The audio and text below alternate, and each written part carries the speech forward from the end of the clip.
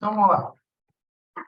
Nós vamos fazer aqui uma abordagem bastante crítica sobre as causas que fazem empresas passarem por dificuldades. Vamos mostrar aqui de maneira realista as razões do insucesso e fracasso de empreendimentos, apresentando as correções para voltar ao equilíbrio financeiro. Ou seja, o que deve ser feito para não quebrar, ou no nosso jargão de consultoria, como realizar um processo de transformação.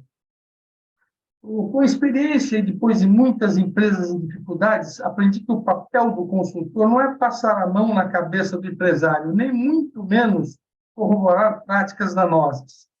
É, sim, ajudar o empresário a detectar, enfrentar e resolver os problemas de sua empresa de maneira adequada.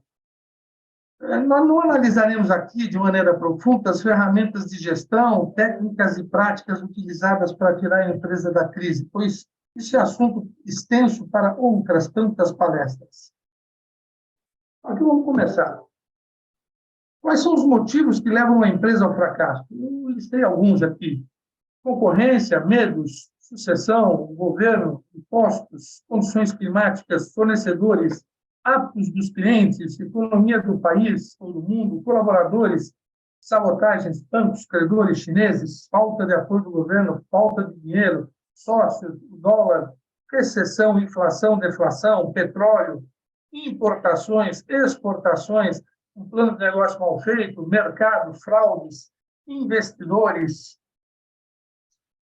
É interessante perceber que nada é culpa do empresário.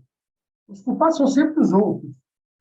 A concorrência são os outros, o governo são os outros, os impostos e a economia são os outros. Então, vamos falar a verdade? Toda aquela lista, na realidade, é decorrência de má gestão, da falta de visão e são apenas desculpas. O empresário é que não percebeu o movimento de concorrentes. O empresário é que não entendeu o papel do governo e que ele não é confiável. O empresário que não conduziu a sucessão de maneira eficaz, que não percebeu uma mudança do comportamento no mercado, etc., etc. Afinal, o empresário não é o dono do negócio, não é o líder, não é a principal inteligência da empresa. Então, significa que dificuldades são problemas do empresário. Dificuldade significa que faltou eficiência. Aqui tem um mantra, eu gosto muito dessa frase: o que quebra uma empresa é a ineficiência. Eu tenho até um artigo escrito sobre isso. Ineficiência gera prejuízos e endividamento. Prejuízo, o empresário não sente tão diretamente.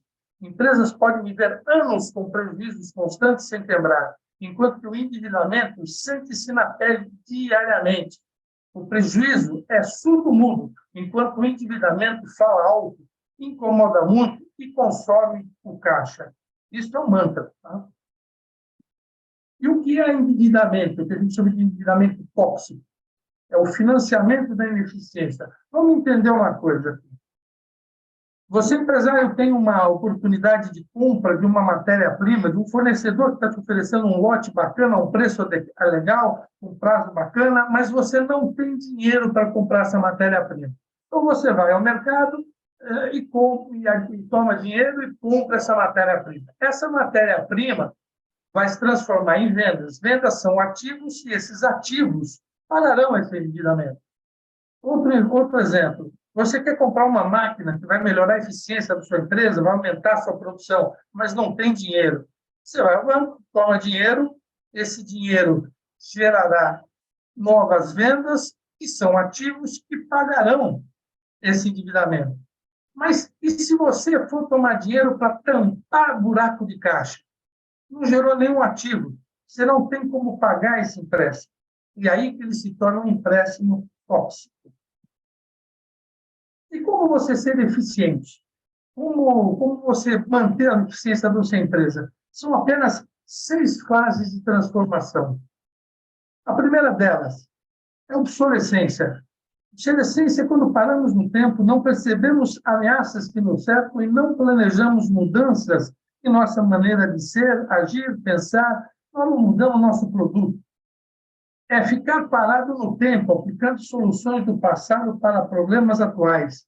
Abandonar mantras, a gente tem que abandonar mantras Tipo assim, isso foi meu avô quem fez, isso foi criado pelo meu pai. O sucesso de hoje não significa a perpetuação do triunfo. Segunda frase é a negação. A empresa está definindo dificuldades financeiras e é muito comum o empresário não reconhecer a situação, negar o que está explícito e não admitir que vai mal. Dificuldades financeiras nada mais são que reflexos das ineficiências instaladas, que precisam ser detectadas e corrigidas. Sair da negação é mudar, é inovar. E mudança e inovação são atitudes que nos mantêm vivos. Todo mundo sabe, a história está repleta de exemplos bons e ruins. Todos somos capazes de lembrar de nomes que sumiram ao longo dos tempos e de outros que se tornaram ícones pela prosperidade e longevidade. Se analisarmos cada caso, veremos claramente a evolução que veio da renovação, então, no caso do sucesso e da mudança, né? E, analogamente, no fracasso, a falta dessa inovação. Terceiro, a adaptação. Entender e acompanhar as modernidades, novas tendências e necessidades do mercado. Por exemplo, hoje, para contratar bons colaboradores, tem, entre outras coisas, de aderir ao home office, ao politicamente correto, à inclusão, a aprender a lidar com as gerações X, Y, Z, etc. O marketing, outro exemplo, não é mais como antigamente. Hoje, o marketing é digital, tem as mídias sociais. Alimentos tem que ter um apelo saudável, e assim vai. Se você notar, verá que a adaptação é a soma da obsolescência e a negação. A adaptação é buscar soluções e sair do imobilismo e buscar remédios para a sua crise. Inovação.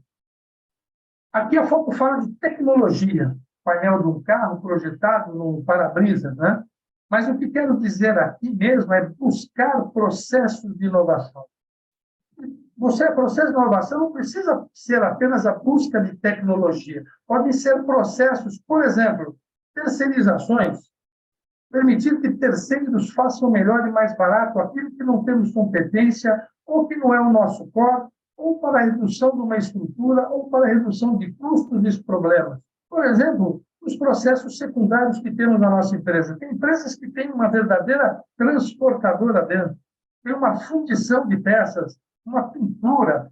Todas essas atividades podem ser contratadas no mercado por empresas especializadas com custos melhores e condições melhores. Empresas que são especializadas nessas atividades que não são o nosso core. E aí, chegamos à quinta fase, que é a parte do reconhecimento, é a fase do reconhecimento. Isso aqui é uma fase muito importante. Quantos empresários não chegam a ela?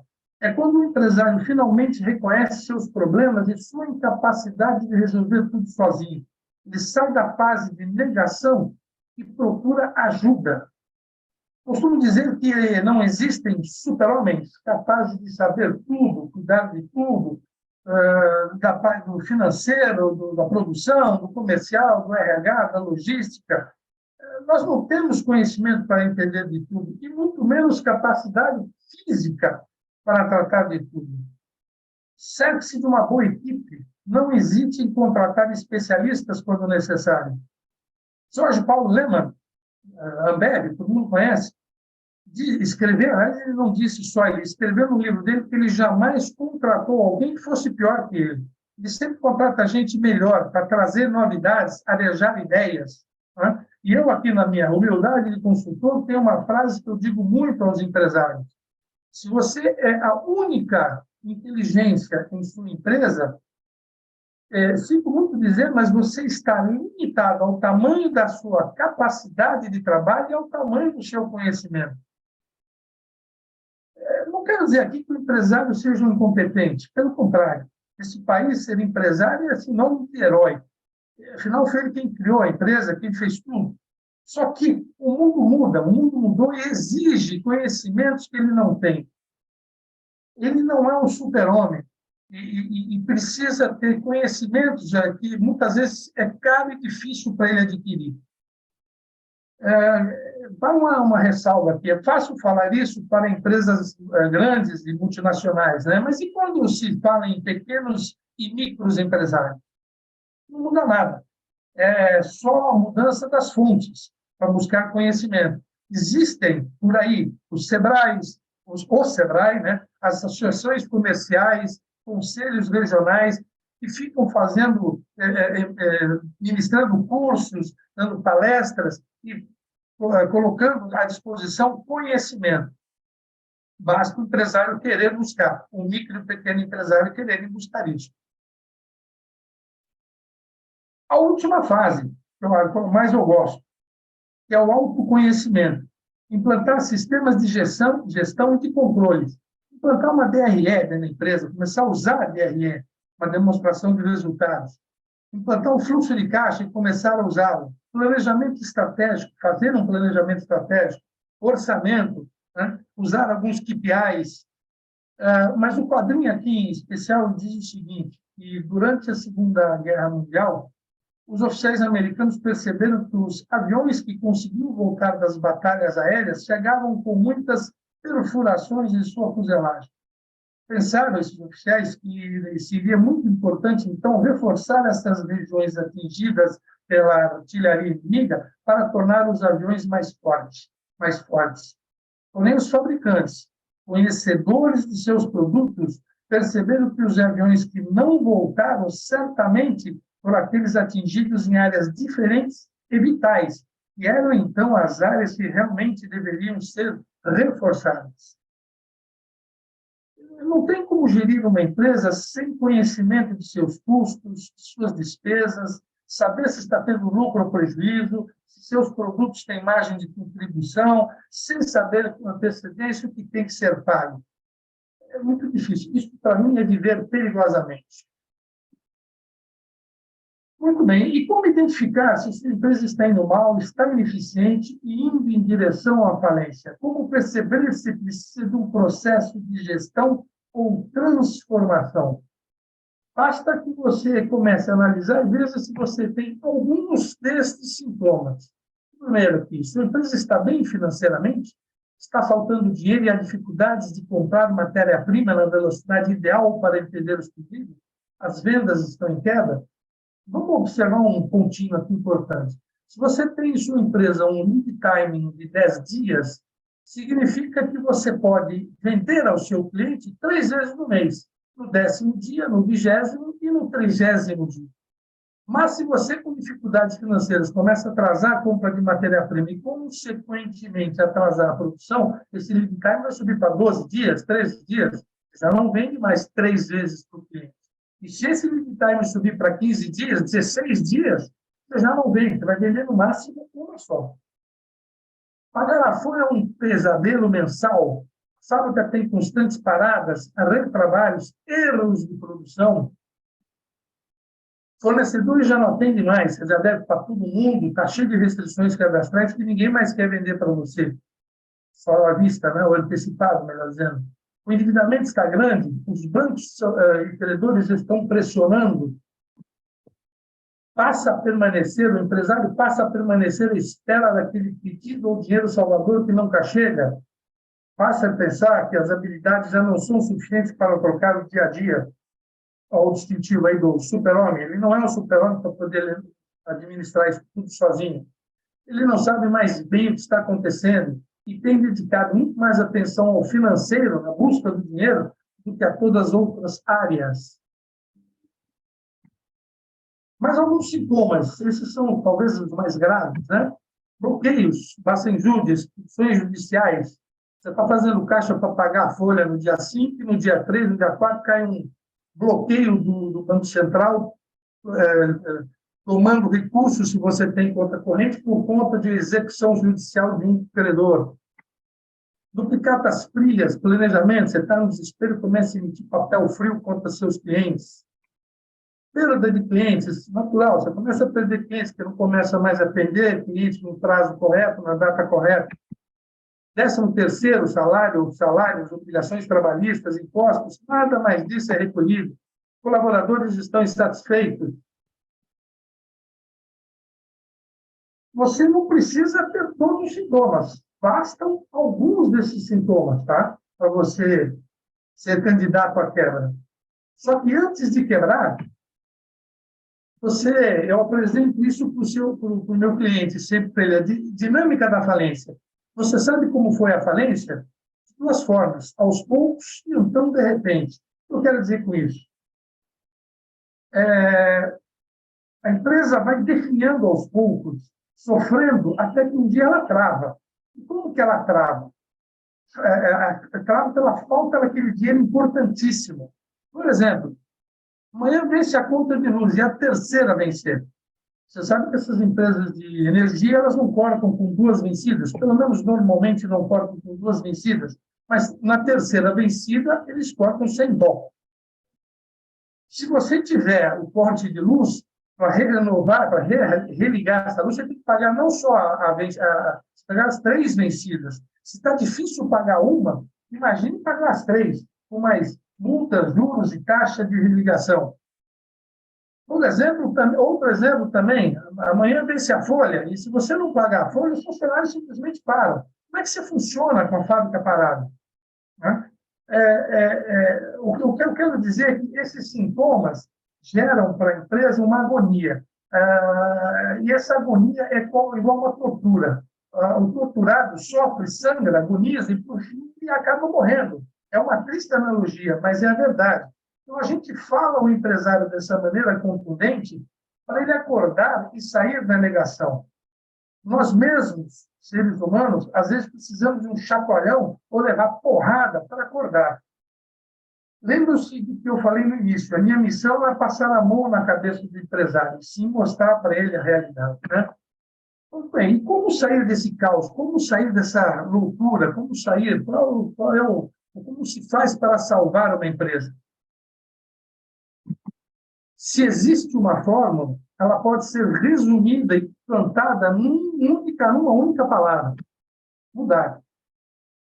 Mudar processos, mudar produtos, mudar clientes, mudar a fábrica, mudar colaboradores e iniciar um processo de transformação. E aí nós vamos começar a falar do que é um processo de transformação. Mais uma vez, esse processo de transformação nós vamos falar rapidamente, porque se formos esmiuçá-lo, é assunto para outra palestra de pelo menos mais uma hora. O início do processo de transformação começa com aquelas 6 fases: obsolescência, negação, adaptação, inovação e o reconhecimento e o autoconhecimento. É o momento em que deve-se analisar e descobrir quais são os problemas que levam a empresa às dificuldades. Vale lembrar, isto aqui é outro mantra, que dificuldades financeiras por si só não existem. O que existem são deficiências na empresa que geram dificuldades financeiras. Empresa com problemas financeiros tem deficiências estruturais, e é isto que deve ser atacado, não só o financeiro. Portanto, é preciso contratar quem entenda não somente do financeiro, mas sim de estrutura empresarial. Há um paradigma que a gente costuma falar sempre. Se você comprar bem, produzir bem e vender bem, não tem por que faltar dinheiro no final do mês. No mínimo, devem sobrar duplicados que são facilmente conversíveis em dinheiro. Comprar bem é comprar a matéria-prima a preço adequado, do fornecedor adequado, em quantidade adequada e no tempo adequado. Produzir bem é ter uma fábrica eficiente, com funcionários bons e treinados, não ter desperdício, não ter retrabalho. E vender corretamente é vender a um cliente bom que pague e pague o seu preço. Né? O processo de transformação passa pela recuperação da capacidade produtiva, restabelecimento do fluxo produtivo para que você possa comprar a matéria-prima adequada, com qualidade, no tempo correto. E por tratar novamente os fornecedores como seus parceiros, rever aqueles fornecedores que você perdeu no momento da crise. Aí é um parênteses muito interessante. Se você sentar com o fornecedor e conversar com ele, mostrar os problemas que você passou e o que você está fazendo, ele vai entender, porque ele também é um empresário, ele sabe que ele ou passou ou um dia pode passar por esses mesmos problemas. Definir qual é o core da empresa. Eu me lembro de uma empresa de produtos de EPI, que ela importava luvas, o carro-chefe era a importação de luvas látex da China e outros países dessa área. Esse era o core deles. Porém, eles tinham, dentro dessa empresa, uma importação de tapetes persa com uma rede de lojas para revenda disso. Tinham também uma rede de cosméticos, uma rede de cosméticos, de beleza. Tinham também até uma lavanderia industrial. É difícil você ter uma empresa com atividades tão distantes uma da outra.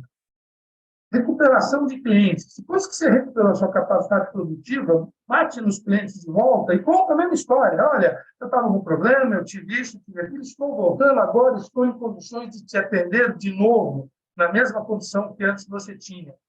Cortar gastos e despesas de toda a natureza. Eu escrevo isso, mas às vezes o pessoal fala, poxa, mas tem que cortar agora? Você tem 2 carros, vende um.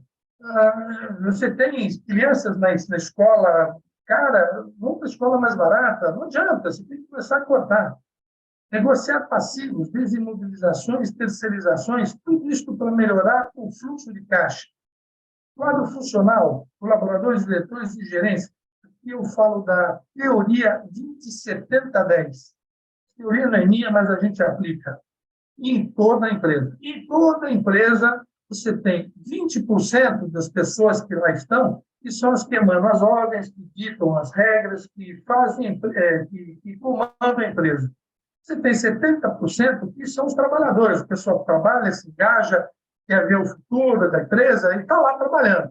E você tem 10% que são os tóxicos, que é aquele pessoal que diz que isso não vai dar certo, eu já vi esse filme, o empresário é ruim, a empresa é ruim, que só torcem contra. Estes 10% têm que ser cortados. Não tenha dó, tem que cortar. Porque uma empresa em dificuldades não pode ter um time de pessoas remando no sentido contrário. É muito fácil você identificar quem são esses funcionários, porque eles são os mais barulhentos, os que mais reclamam. E aí, você tem que cortar sem dó e piedade, não importando se ele é um gerente, um diretor, um colaborador ou o dono. Às vezes, você tem que afastar o dono da empresa. Implantação de controle. Eu já falei, uma demonstração de resultados, fluxo de caixa, KPIs, budgets. Planejamento estratégico. Em algum momento, você tem que fazer um planejamento estratégico. Isso não é no começo, mas em algum momento você tem que sentar e pensar onde estou, para onde queremos ir e como chegar lá. Para ir terminando já. Conceitos que parecem óbvios, mas que foram esquecidos. Tem que se falar isso todos os dias numa empresa em dificuldade, e para todo mundo. Aumento de receita, queda de custos produtivos e de despesas gerais. Isso é um mantra. Tem que falar da síndrome da ineficiência adquirida. Essa frase é de Cláudio, essa tese é de Cláudio Galeazzi, um dos maiores consultores de recuperação de empresas que eu já conheci. Você tem que ter foco, não tenha foco no aumento das vendas ou do faturamento, e sim no controle de custos. Não tenha foco no aumento de vendas em lugar da rentabilidade. Ficar dando descontos sem olhar as contas, aumento de prazo, você tem que ter rentabilidade na venda. Vender com prejuízo é a mesma coisa que vender e entregar junto com o seu produto com um cheque do tamanho do seu prejuízo. Mudança de conceitos, processos e procedimentos. E implantação de controles. Ou seja, mudar. Se você não mudar, nada de bom vai acontecer para você. E para finalizar, agora sim, eu gosto muito desse quadrinho aqui, que é o iceberg financeiro. O que você vê no sucesso empresarial aqui, representando pela ponta do iceberg bonito, o sol batendo, azul e branco, sobre a linha d'água, bacana, mas o que está por trás dele? É um bom planejamento feito, um controle financeiro muito rígido e adequado, precificação bem feita, análise do mercado, não uma vez, mas constante e bem feita, organização, disciplina, conhecimento do seu mercado, da sua empresa, dos seus funcionários, de tudo. O empresário tem essa obrigação. Aliás, a maior missão do empresário é o conhecimento de tudo. Trabalho duro, comprometimento, trabalho em equipe, liderança e decisões assertivas. E esta aqui sou eu. Mais uma vez, ajudamos o empresário a entender, enfrentar e resolver suas ineficiências. Ajudamos ele a se transformar. Não há mágicas, é apenas um processo frio de gestão por onde as deficiências aparecerão. Ou seja, é conhecimento.